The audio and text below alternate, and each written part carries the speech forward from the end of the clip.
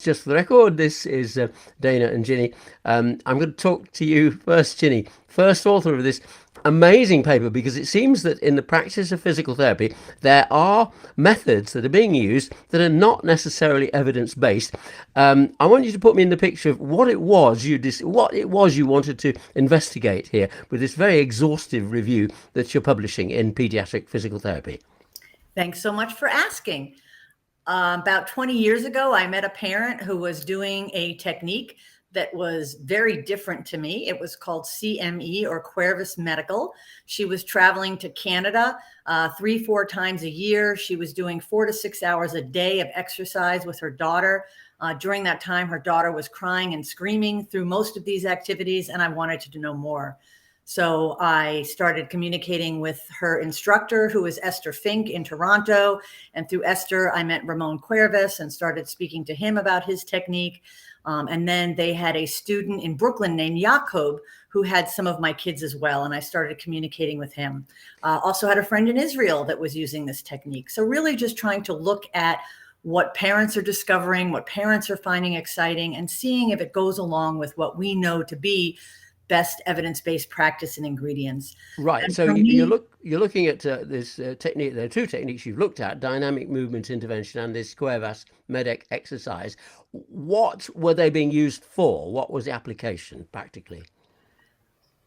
most of the children are at the more severe end of the range, GMSCS level 4 and 5. A lot of the kids appear to have hypotonia, and it's trying to be used, I think, to get kids to use their postural responses, their reactions, their reflexes, to stimulate their muscles against gravity, to make it appear as if they're doing that work on their own, when really it's the skill and the strength of the therapist balancing the child and aligning their joints.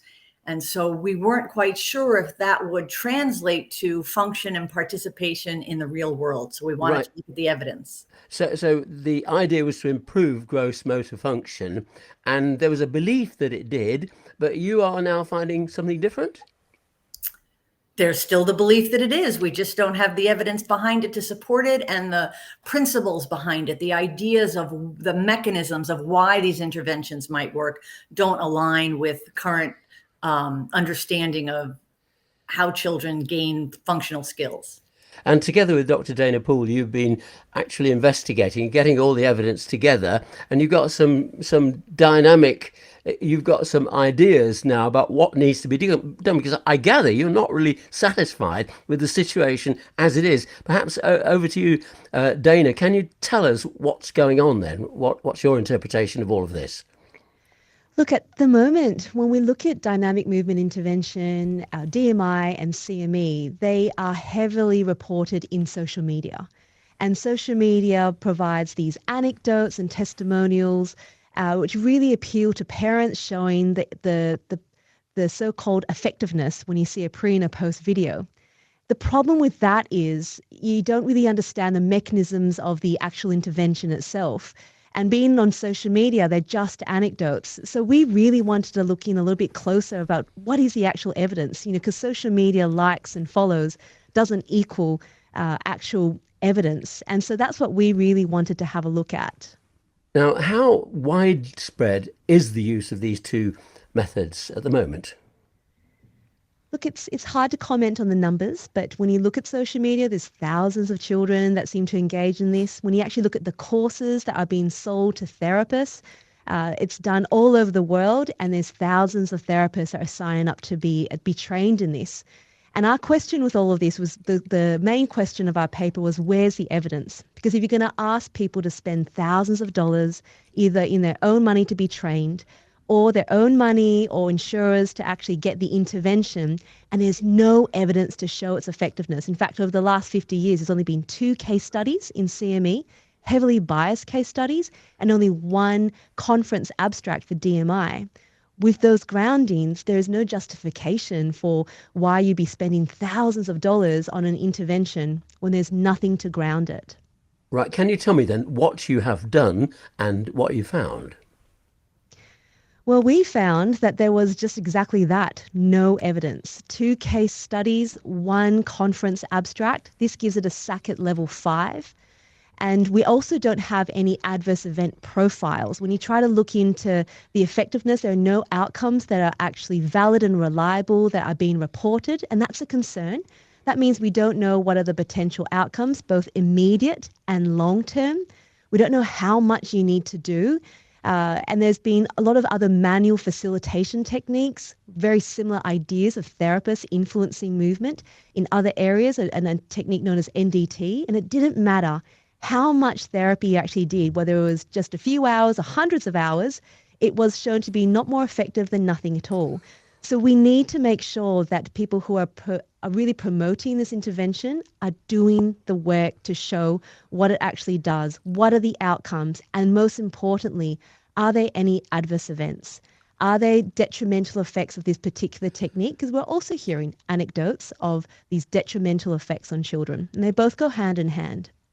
Right. So you've discovered the evidence that there is no evidence, it seems. What needs That's to be right. done about this? Well, first of all, we do in our paper call to our professional bodies about really emphasizing the value and importance of health professionals to align with our code of conduct in providing evidence-based interventions. That is so important that our professional bodies come around their members to support and promote evidence-based practices. If we want to be taken seriously as a profession, this is something we really fundamentally need to do.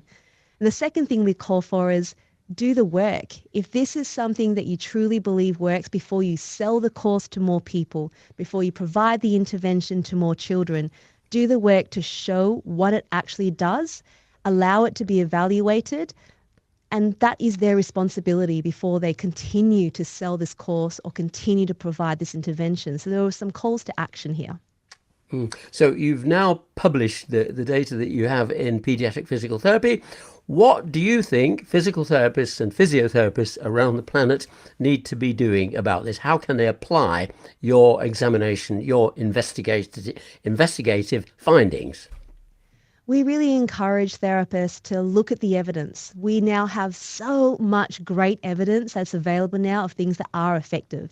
Interventions that have the ingredients that promote quality of life, that promote participation.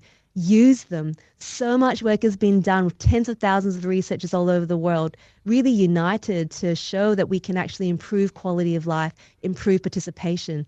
Use what works first. Because if we do that, we are using funds responsibly. If we do that, we're using time responsibly. And that is part of our professional mandate. And perhaps could I turn back to you, Ginny, for a comment on this, because we'd like to know what your thoughts about practically applying your rather surprising analysis that a very popular pair of techniques are not really advisable. We need to talk to each other more. We need to listen to more podcasts. We have Research Works. We have Pushing Pediatrics. We have the APTA, DMCN. We have all these great resources to listen about what's new and exciting. We know that assistive technology works best for these children who are going to be at GMFCS level 4 and 5. We can predict at 2 to 4 months corrected age who these kids are going to be. We can really prepare and get ready and deliver these ingredients. Parent education is another top contender for an evidence-based. Getting out into the community and taking classes with your peers, going to the shopping mall, going to the playground, going ice skating, going swimming. Those are the things that enrich a life. There's so many great articles about adults reaching back and saying, you stole my childhood. All we ever did was go to therapy. All you ever did was give me the message that I'm not good enough. Let me be me. Let me play. Let me do what other kids are doing right now in the context where the other kids are. I don't want to cry and balance on a board. I want to go bike riding. I want to go horseback riding. And these things are possible. We know how to do that. And as pediatric physical therapists and occupational therapists, that's our job, is to work with families and find out what makes them happy, what lights them up, what makes their siblings engage with their kids, and do those things now. On time mobility. Right now is the time to do it.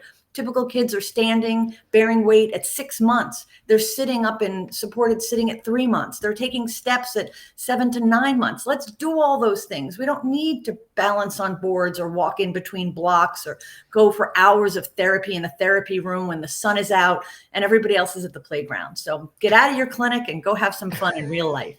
Right, and if I could get a final, very brief bottom line from you, Dana, if I may, what would you say is the very brief take home for physical therapists around the world? We have the best job in the world. And when we apply evidence-based principles, we use the current evidence, we can truly make differences in lives. And we have great interventions now in our hands. We don't need to be doing interventions that are promoted on social media that have no evidence to support it. We can do so much better, and we already are, which is so fantastic. And I would really encourage therapists to make that stance and promote our beautiful profession by really embracing the evidence, because we've done the work now. Thank you both very much indeed.